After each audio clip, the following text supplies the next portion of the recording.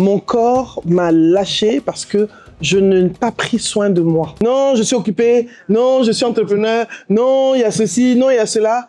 Quand je suis tombé là, j'ai dit, mon cher, je m'en vais.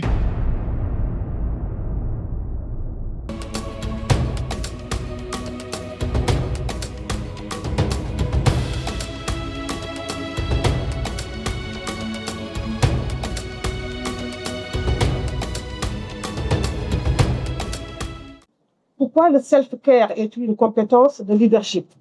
Self-care en anglais, prendre soin de soi. Pourquoi est-ce une compétence en leadership? Bon après-midi à toutes et tous. Merci, chère modératrice, pour la parole. Alors, pourquoi est-ce que prendre soin de soi est une compétence? Qui fait le travail? Répondez-moi. De quoi avez-vous besoin pour faire ce que vous devez faire? De votre corps, de la santé. Si vous ne vous arrêtez pas, vous allez tomber. Et moi, je l'ai vécu l'année dernière. Mon corps m'a littéralement lâché. Et je peux dire que mon corps m'a lâché. Quand on est déconnecté, on déconnecte son corps de son esprit parce qu'on est dans le travail cérébral, on est dans l'intellect, on se dit non, je peux continuer à pousser, je peux continuer à faire. Je me suis retrouvé en mission au fin fond de la RDC, au Katanga, à Kolwezi. Ce qui m'a amené à Kolwezi ne m'a pas vu. Je suis resté dans ma chambre d'hôtel, hospitalisé pendant 5 jours. Je suis rentré à Abidjan en chaise roulante. Mon corps m'a lâché parce que je n'ai pas pris soin de moi. Et ne pas prendre soin de soi, c'est prendre le risque d'être totalement inutile et inefficace. Et de ne plus être en mesure de faire ce que l'on a à faire. Donc, le self-care est une compétence de leadership parce que on doit savoir que le corps, c'est l'instrument dont on a besoin, et l'esprit d'ailleurs, sont les deux instruments dont on a besoin pour pouvoir faire ce que nous devons faire et accomplir ce que nous voulons accomplir. Malheureusement, nous sommes des femmes africaines, on est très sollicités, que ce soit en famille, que ce soit socialement, et nous-mêmes, on se met énormément de pression. Énormément de pression. Je prends toujours l'exemple de ma mère qui me dit toujours « Oui, il y a telle chose, je dois aller. » Je dis « C'est pas obligatoire. Tu n'es pas obligé d'aller. » Non, mais c'est-à-dire que je dis « Non, tu ne te sens pas en mesure de partir, il ne faut pas le faire. » Mais on nous a transmis des schémas qui font qu'on se sent coupable quand on ne fait pas certaines choses. On se sent coupable de ne pas être là pour les autres, mais on oublie d'être là pour nous-mêmes. Donc voilà peut-être ce que je peux dire rapidement. Merci. Nabou a parlé du moment où son corps l'a lâché. Et pour une femme qui est aussi engagée dans le leadership féminin, qui est coach, qui accompagne des femmes, qui a son académie, voilà, son corps, il doit être là, quoi. Son corps, s'il lâche, c'est tout ça qui s'écroule, c'est pas seulement elle, c'est toutes ces femmes qui ont espérance en elle et qu'elle accompagne.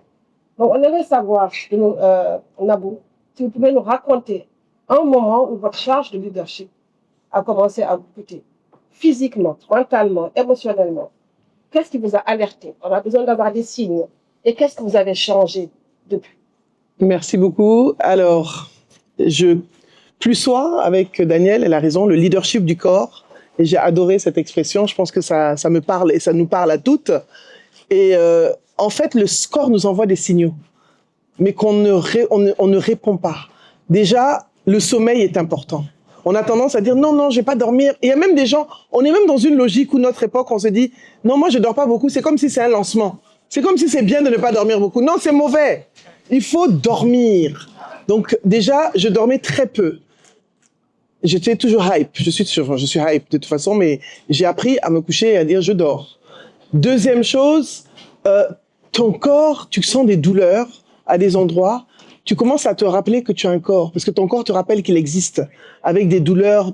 Et puis, il y a des âges, hein, parce que le corps de la femme, vous n'êtes pas encore arrivé à la ménopause, ça c'est encore autre chose. On va vous parler de tout ici. Hein.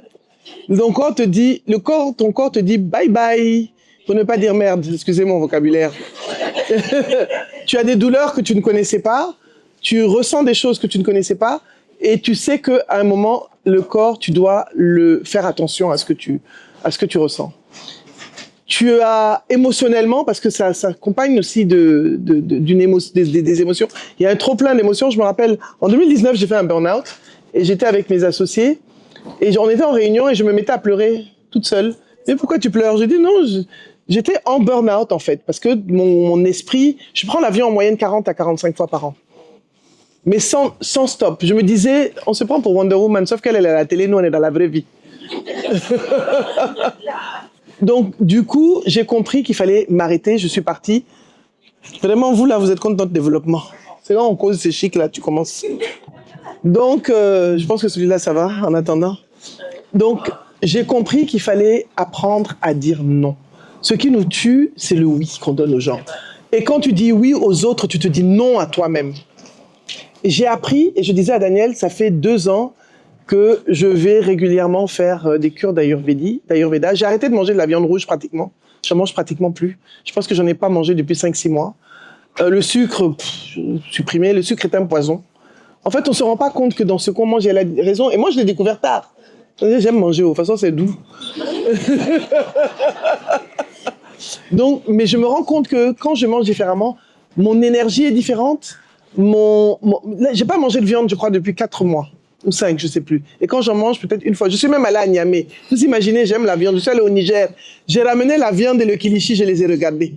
J'ai dit, hey, Dieu, tu es grand.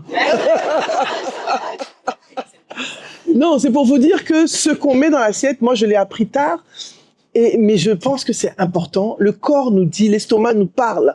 Et l'estomac, le gut, ce qu'on appelle le côlon, c'est le côlon, le gut, je sais pas comment dire. L'intestin est un autre cerveau. Quand je suis allée faire ma première cure d'Ayurveda, mais tu manges pas de viande, tu manges pas d'épices, tu manges vraiment des choses difficiles, c'est dur. Tu manges vraiment, c'est pas doux. Je me suis rendu compte que il y a des douleurs qui partent. J'ai des douleurs que je n'ai plus eues depuis qu'on a nettoyé et complètement détoxifié mon corps. Donc l'intoxication physique, on la sent à travers des douleurs, ce sont des inflammations, à travers des migraines. Moi, franchement, je vais pas toucher du bois, mais ça fait longtemps que j'ai pas eu mal à la tête.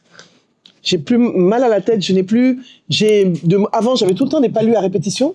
J'en ai de moins en moins. Là, j'ai une petite grippe parce que j'ai pris un peu de poussière. Mais avant, j'avais tout le temps la grippe, tout le temps le palu. Vraiment, c'était récurrent. Et en fait, mon système immunitaire était en train de me lâcher. Et on me dit, non, ça va aller. On se connaît. On continue.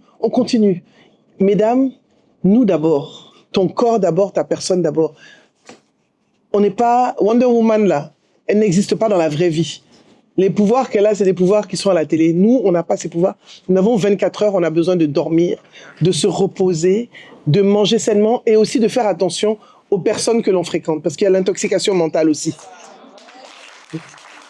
Il y a des gens, tu les fréquentes, dès que tu les entends, même tu es en dépression.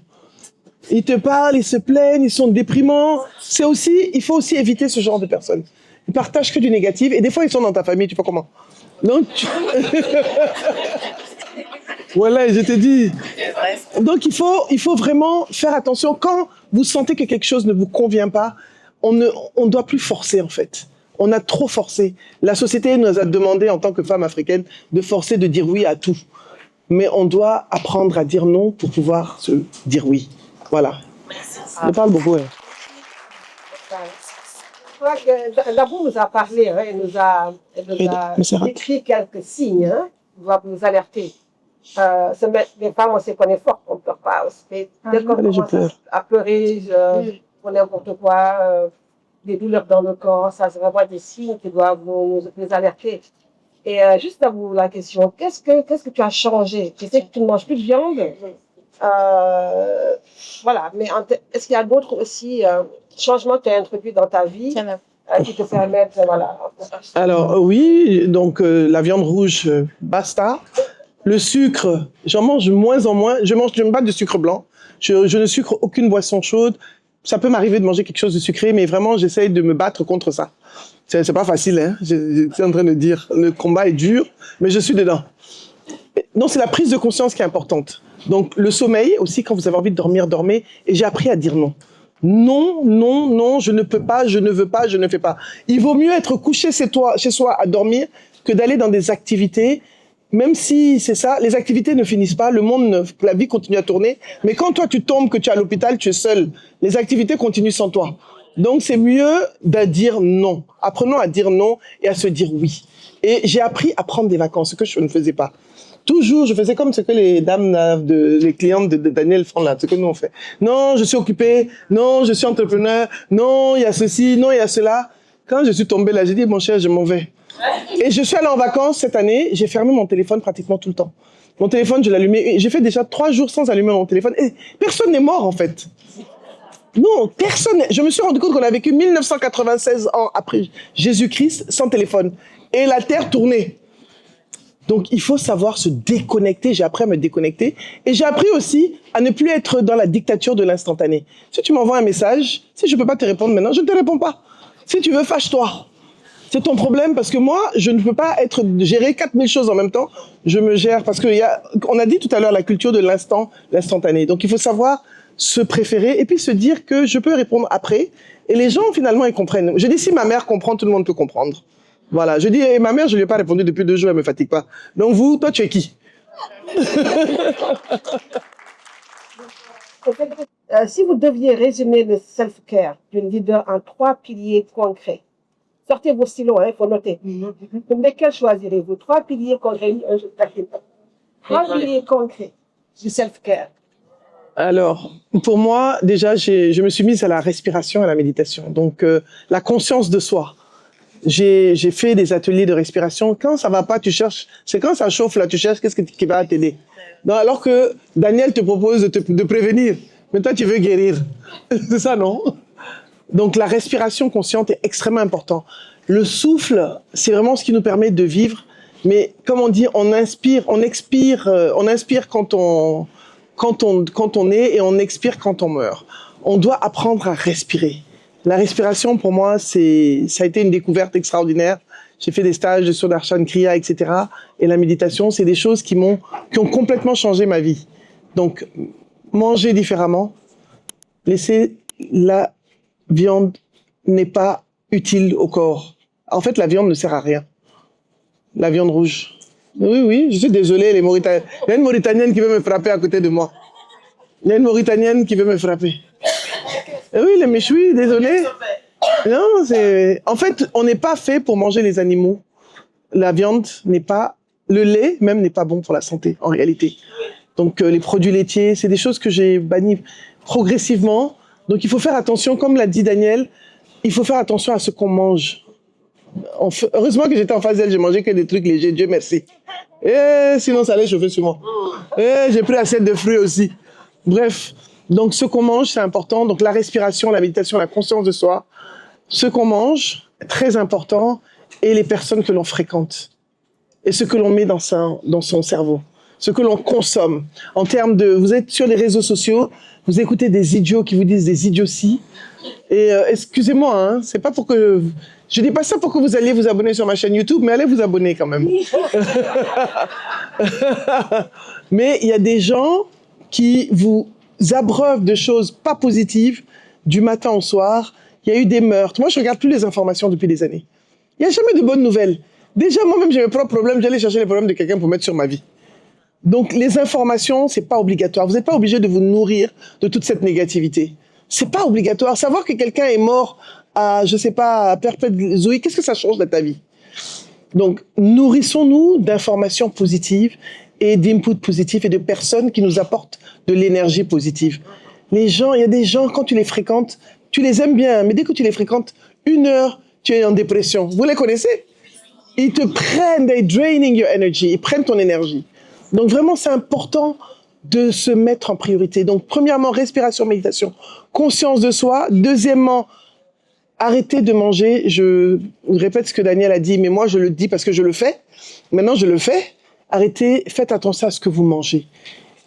Et troisièmement, faites attention à ce que vous consommez pour votre mindset et votre énergie. Voilà, merci. Dans 3 piliers concrets. Hein. Plus de méchouis. Manger sainement pour une intention saine. Voilà. Donc, bien, parfait. Alors, on aimerait avancer avec les limites. S'il y a des règles du jeu que nous n'avons pas nous-mêmes, décidées et qui sont là. Et comment s'en protéger? Comment se protéger? Dans nos contextes, on sait que les femmes leaders, tout à l'heure, j'ai donné l'image de cette femme qui porte toute la charge du monde. nous avons une triple charge. Comment poser des limites sans culpabiliser ni perdre en légitimité? Nous sommes des mamans, nous sommes des filles, nous sommes des sœurs, nous sommes des entrepreneuses, des leaders. Tout ça nous retombe dessus. Comment vraiment poser des limites, c'est important. Donc, je vais me tourner vers tout le groupe. Hein, je vais prendre la parole et de savoir comment, dans nos contextes, poser des limites sans perdre sa légitimité et sans culpabiliser. Alors, je pense que la culpabilité, elle n'existe plus quand on sait que c'est notre corps est important et que notre santé est essentielle pour notre survie. À ce moment-là, on sait quelles sont nos priorités. Est-ce que ma santé, mon corps est une priorité? Est-ce que si je force et que je tombe, est-ce que je suis encore utile? La société t'aime tant que tu es en bonne santé. Les gens t'aiment tant que tu es debout et qu'ils peuvent t'utiliser. Mais quand tu es couché, tu n'intéresses personne. Donc, à ce moment-là, moi, je n'ai absolument plus du tout de culpabilité. Mes enfants ont besoin de moi en bonne santé. Et il y a une citation de Maya Angelou que j'aime à répéter. Je pense que tu connais ma citation. You cannot pour from an empty cup. Tu ne peux pas vider de l'eau d'une tasse vide. Si je ne suis pas rempli, comment est-ce que je peux donner aux autres? Donc, ce qui est important, les femmes, on a été élevées dans la culture du sacrifice. Il faut qu'on sorte de cette culture du sacrifice et on te dit, ah, ta maman, elle a tout sacrifié pour toi. Ça, c'est son problème. Moi, je ne vais pas me sacrifier. Je ne sacrifie rien du tout. Ta grand-mère, non, je ne suis pas dedans. Moi, comme je dis à mes enfants, mon lifestyle est important dans ma vie. Je dois pouvoir aller faire mes cures de nettoyage chez Daniel. Donc, je ne travaille pas pour que tout le monde... Je dois travailler d'abord pour que moi, je sois bien. Ensuite, les autres, si je suis bien, les autres seront bien. Donc, j'ai déculpabilisé, j'ai appris à déculpabiliser. Ce n'était pas toujours comme ça, mais je me suis rendu compte que si je ne déculpabilise pas et que je ne me mets pas en priorité, je suis inutile pour tout le monde, y compris ma famille, y compris pour moi-même, y compris pour les gens qui t'aiment bien quand tu es debout, tu es sapé. Là, tout le monde m'aime bien. Mais si je commence à dire, je suis malade, je ne me sens pas bien, tout le monde va fuir. Donc, voilà.